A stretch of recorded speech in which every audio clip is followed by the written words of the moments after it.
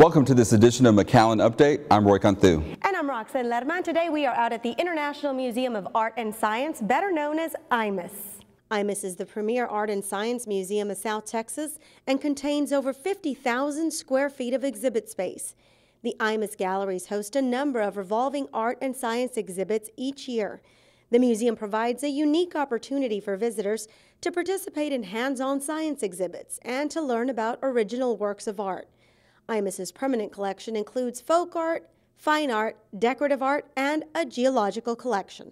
In other news, Borderfest is right around the corner. For more on the exciting event, let's turn it over to our very own Roy Canthu. I'm Roy Canthu here in Hidalgo getting ready for Borderfest. With me right now is Raciel Cano, the marketing director for State Farm Arena, and for Borderfest he knows all what's going on. Raciel, tell us, what's going to happen at Borderfest this year? Well, hello Roy, hello. Thank you for being here once again. Always, the city of McAllen is always so supportive of our events. Well, Borderfest, right around the corner, March 6th to the 9th. We are celebrating Argentina this time around. We're very excited to receive all the great cultural treasures that Argentina has to offer. We have tango dancers, we have wine tastings, we have empanada, for you to taste as well, and even demonstrations of all the different great things that Argentina offers, to us, the cultural elements of Borderfest every single year that come back.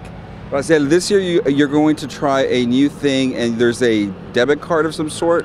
It's a Visa. It's the Borderfest Visa. Yeah, that's right, Roy. You're so up to date always. Yeah, it is the Borderfest Visa. What we're going to do this time around is that we're going to load your tickets, we're going to load your money into this card, and you're going to be able to go around the festival and buy food, buy drinks, get on the rides, and pretty much do everything, do all that you need with this Borderfest Visa. That's right. And let me tell you, one thing y'all are known for is great entertainment. You always bring down some great musical acts. Who are you bringing down, and how is it going to be? Well, as you guys may know already, we have three main acts at State Farm Arena. Of course, we have on Friday we have Espinosa Paz. On Saturday, we have Selena Gomez, and Sunday, we have the Michael Jackson Experience. These are the shows that take place inside of State Farm Arena, but outside, with your Borderfest ticket, you get to see Ramon Ayala, La Leyenda, La Mafia, Nando and Soulja Kings. You get to see Los Tigrillos, Sonora Dinamita. Tons and tons of entertainment and great bands for all the community and all the people of the Rio Grande Valley to come and celebrate Borderfest with us. And I can't tell you, my favorite part is the food booths, because you guys have some of the best cooks in South Texas who gather to sell some great food. That's right, Roy.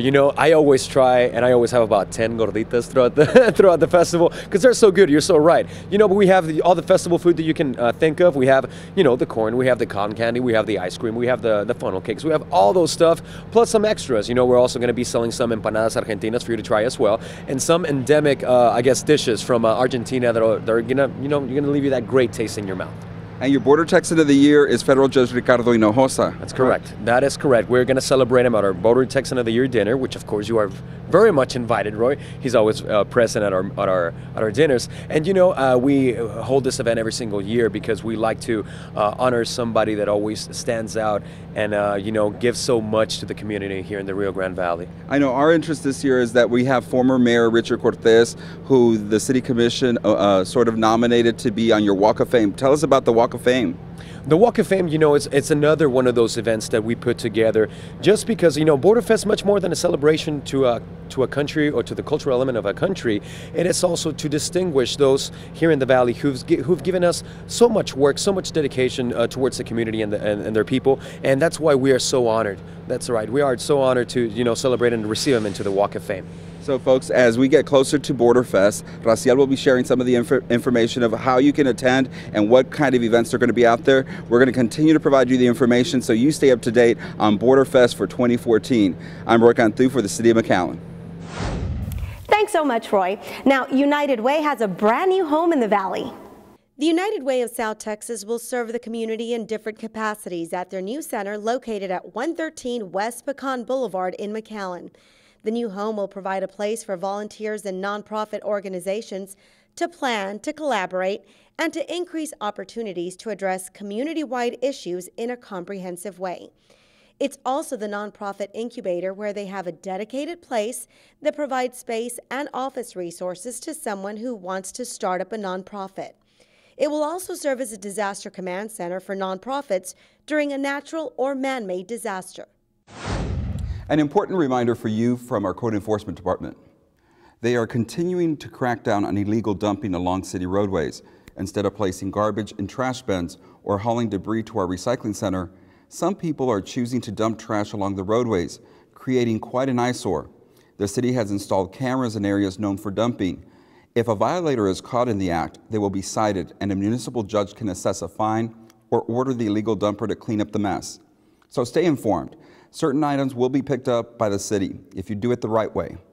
Public Works Department has a list of placement of items that they will collect. It doesn't mean that they're not collectible. If you replace your cabinets in your kitchen, you want to put them in the alley, just let the Public Works know or call them up and ask them, is that the proper placement for my bulky items? Or if you collect the leaves or you cut your grass, if you put them in the alley or in the front of the yard, ask them, where's the proper placement for these items? If that's the place, then they will collect it. But a lot of times people just toss it somewhere, okay? And that's not the right place. Code enforcement officers are asking residents to take a stand against illegal activity and call code compliance officers if you spot someone illegally dumping trash. You can call the City Health Department at 681-1900. It's pretty helpful if you provide photos, a vehicle description, and license plate numbers if possible.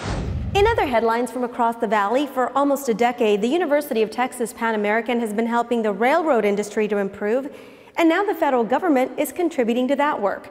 Reporter Jennifer Bergholm has that story. Dr. Constantine Tarone's research on railway bearings has gained some momentum. The Mechanical Engineering Associate Professor at UTPA is heading up the new University Transportation Center for Railway Safety, which was made possible through a 2-year, $3 million grant by the U.S. Department of Transportation.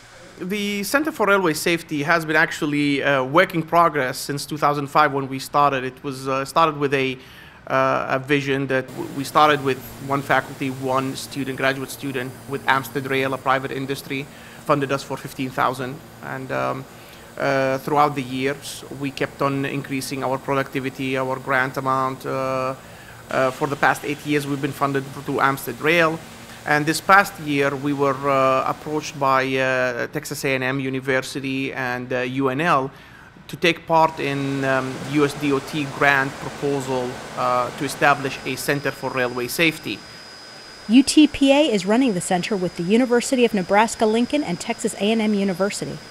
The three institutions will work together on projects that will lead to better designed railroad bearings and sensors to improve safety on railways. We're looking at this center being a part of UTPA, the new university, and expanding on it to where we are a national center for railway safety, where people look to us for research when it comes to like bearings, safety, and come to us when they want to hire engineers that work in those areas. Currently, he has 5 faculty members and 30 students at UTPA working with him on his research. For graduate student Amy Gonzalez, being a part of the team has been a great opportunity. It's been a blessing to be able to come here and be in this research and work on my thesis. I mean, I plan on going to getting my master's, and I just wasn't sure yet how I wanted to do it, or if I would do the course option that's available here at UTPA or do a thesis option. And with this railroad research project, I've been able to get my thesis, and it's great to get something published and have other people read what I've been doing here at UTPA. I'm Jennifer Bergholm reporting for UTPA, the McAllen Cable Network, and ExploreMcAllen.com. Thanks for that, Jennifer. Mario Delgado now shows us how to travel out of the McAllen Central Station fast and easy. My name is Mario Delgado. I'm the Acting Transit Director for the City of McAllen, and we're downtown here at the Central Station, and I want to show you how to use our ticket vending machine if you need to purchase a ticket either to ride on Metro McAllen or Metro Connect. Basically, you have, to ride Metro McAllen, you have 2 options. You have your regular fare and your reduced fare. On your regular fare, it's a regular adult for $1, and then you have your 5 rides for $5 for regular adults. If you go to your reduced fare, whether you're a senior, a student, or you're disabled, you have the option to select one of these categories. For example, a student fare is a reduced fare of 50 cents, and you can buy the 5 ride for $2.50. Now, if you wanted to purchase a Metro Connect pass, you would go to the Metro Connect link, and you have 4 different options. You could purchase the $5 daily pass. You could purchase a 30-day pass for $90, and that's only eligible on Metro Connect. or you can buy a $10 daily pass that's eligible on all systems, or the $100 30 pass, also available on all systems. Now, depending on what you want to buy, you would select them. It would prompt you to enter your money, whether it be via coins or bills. Once that's done, your ticket would be dispensed down here, and you're ready to go. Now, back here we have our route brochures and our route map. We have individualized route brochures or the entire system. If you want to know where our system travels, just go ahead and pick one up, and you can look at our map here as well. And so this is where you can access the route maps for our transit system. You know those blue recycling bins right outside your home? Do you know what to put in them? Here's Roxanne Lerma with the details. Thanks, Roy. And of course, as you mentioned, today we are talking recycling, and to help us out with that, none other than our good friend, Ms. Chris Lash, our Renewable Resources Manager in McAllen. Thanks for joining us. Thank you. So, we're talking a little bit about cross-contamination, Chris, because we've been seeing some of our residents that maybe don't know exactly what goes in our blue bin. So what do we want in there? That's correct, Roxanne. What we'd like to do is avoid contamination, and we want to remind everyone what goes in the blue is paper, plastic, aluminum, cardboard, tin, and glass. Okay, I know one of the things that you also mentioned is, yes, we throw our glass in there and our plastics, but maybe if it's a Coke can, a little rinse will do. Exactly. What we want to avoid is, for example, if you're going to put in there a soda bottle or a water bottle or a milk jug, we don't want liquid to be in any of these containers, because what happens is once the truck picks it up, it's going to get compacted. So of course that liquid's going to ooze everywhere and contaminate the rest of the material. So what we'd like to ask everyone to make sure that's empty. All the liquids are emptied out of any containers, as well as like tin cans. If you've used vegetables or any kind of food in the tin cans, please make sure that there isn't any food left over in there, because again, we don't want to contaminate any of the paper that might be in there or any of the other material that's in there. And it doesn't take but a couple seconds to give it a little rinse. Correct. I mean, it's just very quickly to do it, and off it goes into the blue container. Okay, so what do we not want to see in our blue containers? Okay, unfortunately, we see a lot of grass clippings in the blue container. Grass clippings we should be using our brown bags for the grass clippings. So that does not go in the blue container. We see garden hoses in the blue container. We see a lot of times, upholstery, cushions, stuffed teddy bears, things like that. And of course, those don't go in the blue container. Sometimes we even get tires in there. And I know it's made of rubber, and I know a lot of times often people think, well, it's got rubber or it's got plastic, but the thing is that if the product is not a 1 or a number 2, your number 1 plastics would be your soda bottles, your water bottles. Your number 2s would be your milk jugs, your shampoo bottles, your detergent bottles. Those we do accept. But if it's anything other, you're better just putting it in the black container. It's to the landfill, because we can't recycle that. And with the grass clippings, we can recycle because they're compostable. However, they do not belong in the blue bin, so please do not put it in the blue bin. I was a little surprised by that. I think some residents probably think grass clippings, recyclable, let's throw it in there. Right, and that's the thing, and that's where we want our friends not to be confused, because we do recycle that, we make compost. However, in the blue bin, the only thing they should be placing in there is the plastic, the cardboard, the tin, the aluminum, and the glass. Okay, so we have a goal. We want our friends to help us. What do we want to see in terms of recycling this year for the city of McAllen? Well, last year we recycled a little over 5,600 tons here in McAllen. Wow. And I know we're capable of doing much more than that. I mean, I would love to recycle 10,000 tons here at our recycling center, but I can't do that without the help from our friends here in McAllen. And so we ask everyone to please ensure that when they're using the blue, that they're using it properly, and we welcome any questions. If there's any doubt, We will be glad to answer those questions. They can just call here to the recycling center. They can call 681-4050, or they're welcome to come by for a tour. You know, we're here Monday through Friday from 8 to 4:30, and we're also open on Saturdays from 8 to 12. And so it's great to get people to come out here and actually see that we do process the material just manually. Everything is sorted, you know, by our hardworking employees, and so we want to make sure that we're doing the right thing by helping preserve our planet and our environment, but by the same token, we want to make sure we're doing it the way it should be done. All right, so if you want to actually see them do it the right way, then they're welcome to come out here and take a little tour. And Ms. Chris has already set out the challenge. We want to recycle more this year, and so we're going to do it. Now back to you, Roy. Quinta Mazatlan is getting a helping hand from a retail store in McAllen. Employees at the Macy's store at La Plaza Mall selected Quinta as the local park they want to help for their spring campaign. Macy's Incorporated has a program where customers are asked at the time of checkout if they would like to make a donation to support Quinta Mazatlan. The funds will be used for Ebony Grove at Quinta.